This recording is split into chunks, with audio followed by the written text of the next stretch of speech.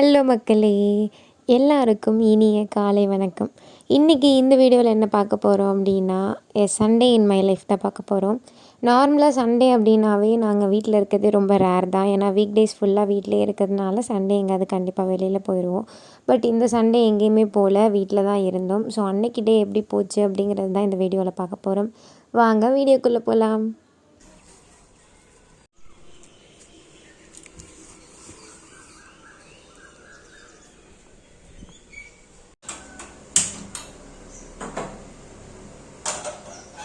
நார்மலாக காஃபி போடுறது அம்மாவோட டியூட்டி தான். அம்மா தான் போட்டு எண்ணெய் எழுப்புவாங்க. பட் இன்றைக்கி அம்மாவுக்கு வெளியில் கொஞ்சம் வேலை இருந்ததுனால கிளம்பிட்டு இருந்தாங்க. ஸோ இன்றைக்கி நான் தான் காஃபி போட்டேன்.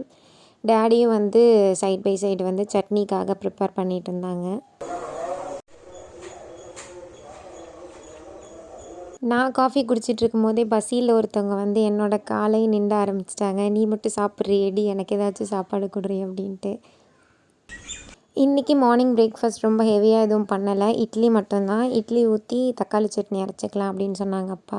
ஸோ அதை தான் ப்ரிப்பேர் பண்ணிகிட்டு இருந்தோம். Good morning. குட் மார்னிங் சொல்லுங்கள்.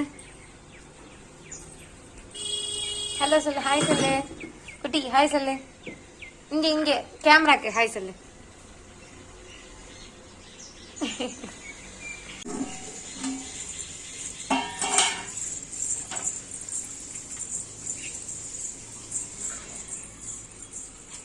ஸோ மார்னிங்கே நமக்கு இருக்க ஒரு மெயின் டியூட்டி பார்த்திங்கன்னா, இந்த 2 ஜீவராசிகளுக்கும் சாப்பாடு வைக்கிறது தான்.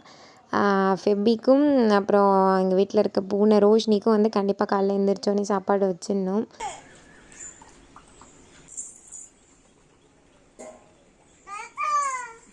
இவங்க ரொம்ப திமிரு பிடிச்சவங்க. பெடிகிரியை தவிர வேறு எது வச்சாலும் சாப்பிட மாட்டாங்க. பால் வச்சா கூட குடிக்க மாட்டாங்க. இந்த பெடிகிரி மட்டும்தான் அவங்களுக்கு சாப்பாடு.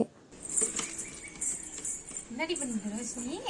இது சாப்பிட்றா, மம்மம் சாப்பிட்றா, மம்மம் சாப்பிட்றா,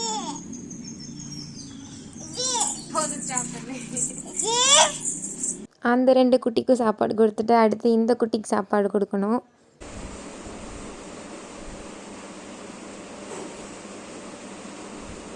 சண்டேனாலே கண்டிப்பாக லஞ்ச் நான்வெஜ்ஜாக தான் இருக்கும். ஸோ இன்றைக்கி ஆம்பூர் சிக்கன் பிரியாணி பண்ணலான்ட்டு இருந்தேன்.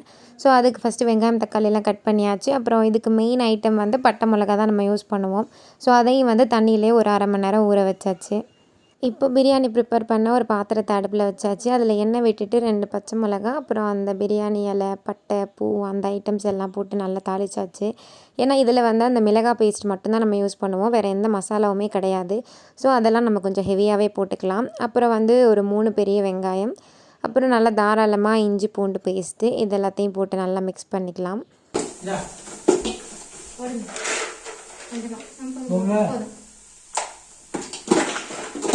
இப்போ அதிலேயே ஒரு 7-8 முந்திரி பருப்பை சேர்த்துட்டு ஒரு 3 பெரிய தக்காளியை வெட்டி வச்சுருக்கோம், அதையும் சேர்த்து நல்லா வதக்கிக்கலாம். அதில் இருக்கிற வெங்காயம் தக்காளி எல்லாமே நல்லா சுருண்டு நல்ல மையாக ஆகிற அளவுக்கு நம்ம அதை வதக்கணும். இப்போ இதில் தேவையான அளவுக்கு நம்ம உப்பும் சேர்த்துக்கலாம். இப்போது இதில் நல்லா ஒரு கைப்பிடி அளவுக்கு தாராளமாக புதினா கொத்தமல்லி எல்லாம் நிறையா சேர்த்துக்கலாம். சேர்த்துட்டு அதையும் நல்லா வதக்கிக்கலாம். இப்போது இது கூடவே ஒரு 100 கிராம் போல் தயிர் சேர்த்துக்கலாம். அப்புறம் ஒரு பாதி லெமன் ஜூஸை நல்லா இதில் புழிஞ்சு அதையும் சேர்த்துக்கலாம்.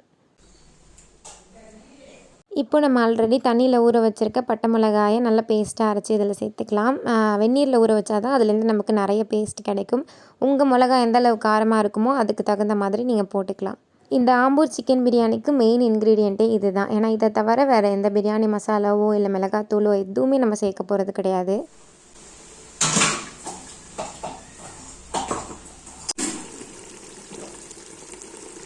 இப்போ நம்ம இதில் சிக்கன் சேர்த்துலாம். ஆல்ரெடி நான் மஞ்சத்தூள் போட்டு கழுவி வச்சுருக்கேன். இது 1 கிலோ சிக்கன். நான் 3 கப் ரைஸ் எடுத்திருக்கேன், அதனால் 1 கிலோ சிக்கன் போட்டிருக்கேன்.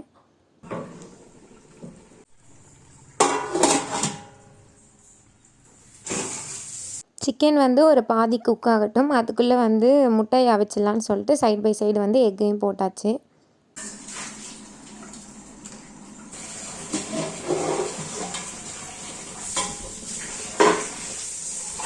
ஒரு 3 to 4 மினிட்ஸில் அதை ஓப்பன் பண்ணிடலாம். ஒரு பாதி சிக்கன் குக்காக இருக்கும்.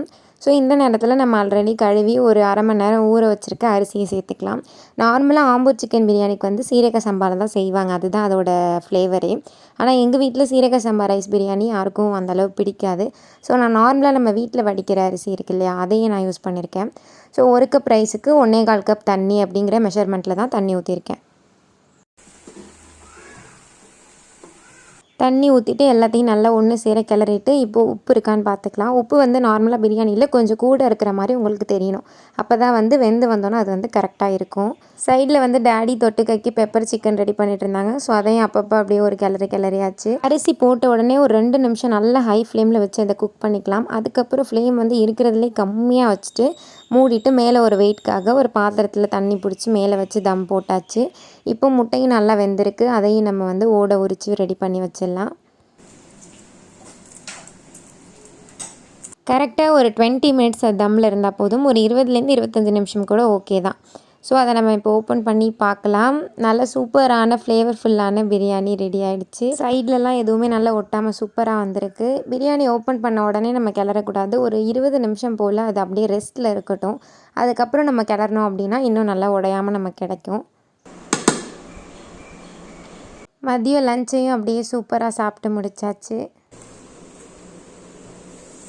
மதியம் சாப்பிட்டுட்டு ஒரு குட்டி தூக்கத்தை போட்டு எழுந்திரிச்சாச்சு. மறுபடியும் ஈவினிங் ஒரு 5 மணி போல் காஃபி போட ஸ்டார்ட் பண்ணியாச்சு.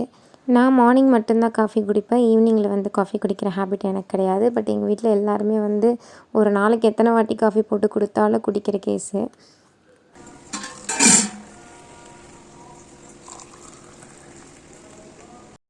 ஈவினிங் ஆனாலே ஏதாச்சும் ஸ்நாக்ஸ் சாப்பிட்டா நல்லாயிருக்கும் போல் இருக்கும். மேக்ஸிமம் வீட்டில் எதனா இருந்தால் செய்வோம். அப்படி எதுவுமே இல்லை அப்படின்னா பிஸ்கட் மட்டும் காஃபியில் நினச்சி சாப்பிட்டுட்டு இருந்துருவோம். ஸோ அன்றைக்கி வந்து வீட்டில் முட்டை இருந்தது. ஸோ வந்து முட்டை பிரெட் பண்ணலாம் அப்படின்னு சொல்லிட்டு தான் ரெடி பண்ணேன். இது வந்து ரொம்ப ஈஸியாக செஞ்சிடலாங்கிறதுனால அடிக்கடி எங்கள் வீட்டில் செய்வோம். ஸோ 2 முட்டை உடச்சி ஊற்றிட்டு அதில் ஒரு 1.5 டம்ளர் போல் பால், அப்புறம் ஒரு 3 ஸ்பூன் ஜீனி, கொஞ்சமாக உப்பு அதெல்லாம் சேர்த்துட்டு நல்லா பீட் பண்ணால் அவ்வளோதான், நம்மளோட பேட்டர் ரெடி ஆகிடும். ஸோ இதில் வந்து ப்ரெட் எல்லாத்தையும் 1 பை 1 வந்து நல்லா டிப் பண்ணி தோசைக்கல்லில் போட்டு எடுத்தோம் அப்படின்னா சூப்பராக இருக்கும். சிம்பிளாகவும் இருக்கும், டேஸ்ட்டாகவும் இருக்கும்.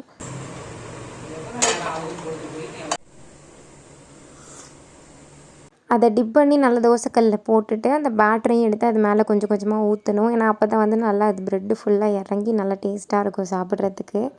இப்போது அது 2 சைடும் நல்லா ப்ரௌன் கலர் ஆனோன்னு நம்ம நல்லா திருப்பி போட்டு எடுத்துடலாம். அடுப்பை வந்து முடிஞ்சளவு லோ ஃப்ளேமில் வச்சு கொஞ்சம் நேரம் ப்ரெட்டை வச்சுருந்தோம் அப்படின்னா தான் நல்லா முறுமுறுன்னு ஆகும். இல்லைனா சீக்கிரமாக வெந்து அந்த எக்கு வந்து உள்ளே வந்து வேகாமலே இருக்கும். இப்போது நம்மளோட சூப்பரான ப்ரெட் டோஸ்ட் ரெடி ஆகிடுச்சு. அப்படியே வந்து பூஜை ரூமையும் க்ளீன் பண்ணிவிட்டு விளக்கேற்றி வச்சாச்சு. எல்லாருமே வந்து அம்மா கிட்டேருந்து திட்டு வாங்குவாங்க, விளக்கேற்ற மாட்ற, சாமி கும்பிட மாட்ற அப்படின்ட்டு.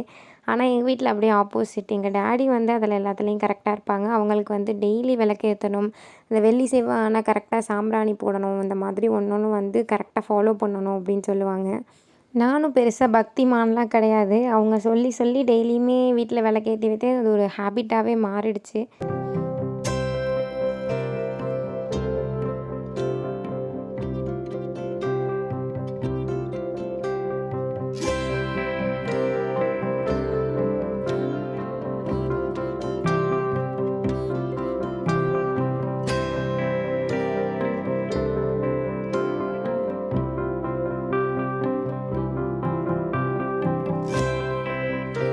ஸோ நம்ம பண்ணி வச்சிருந்த ப்ரெட் டோஸ்ட் வந்து ரொம்ப நேரமாக நமக்காக வெயிட் பண்ணிகிட்ருக்கு. ஸோ அதையும் சாப்பிட்டாச்சு. நம்ம எப்போ வந்து நம்ம ஃபெபிக்கு நேராக சாப்பிட்டாலுமே அவளுக்கு கொடுக்காம சாப்பிட்டா கோவம் வந்துடும். ஸோ ஃபெபிக் கொடுத்துட்டு தான் சாப்பிட்ணும்.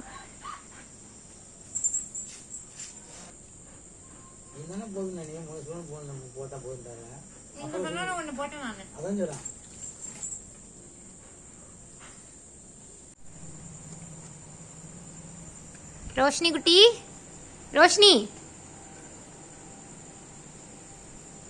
ரோஷினி,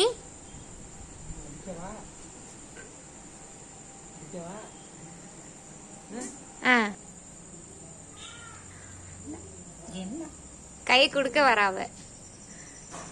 கை கொடுங்க ரோஷினிக்கு. பயப்படக்கூடாது, கை கொடு போ. கிட்டக்கு போங்க.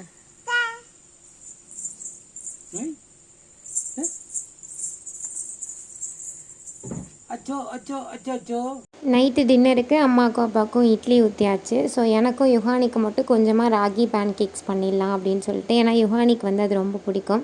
ஸோ எனக்கும் சேர்த்து பண்ணிட்டேன். இது செய்கிறதுக்கு வந்து 1 கப் ராகி, 2 ஸ்பூன் கோதுமை மாவு, அதிலே 3/4 கப் நாட்டு சர்க்கரை, கொஞ்சமாக உப்பு, கொஞ்சமாக ஏலக்காய் தூள், அப்புறம் 1 முட்டை, அதே கப்பில் 1 கப் பால், இதெல்லாமே சேர்த்து நல்லா பீட் பண்ணிட்டா இதோட பேட்டர் ரெடி. ரொம்பவே ஈஸியாகவும் டக்குன்னு இதை ரெடி பண்ணிடலாம். அதை அப்படியே நம்ம வந்து தோசைக்கல்ல தோசை மாதிரி ஊற்றி எடுத்துட்டா அந்த பேன் கேக்ஸ் வந்து டக்குன்னு ரெடி ஆகிடும். இது வந்து சாப்பிட்டாலே நல்ல ஃபில்லிங்காக இருக்கும். மேக்ஸிமம் 2 தான், அதுக்கு மேலே நம்மளால் இது வந்து சாப்பிட முடியாது.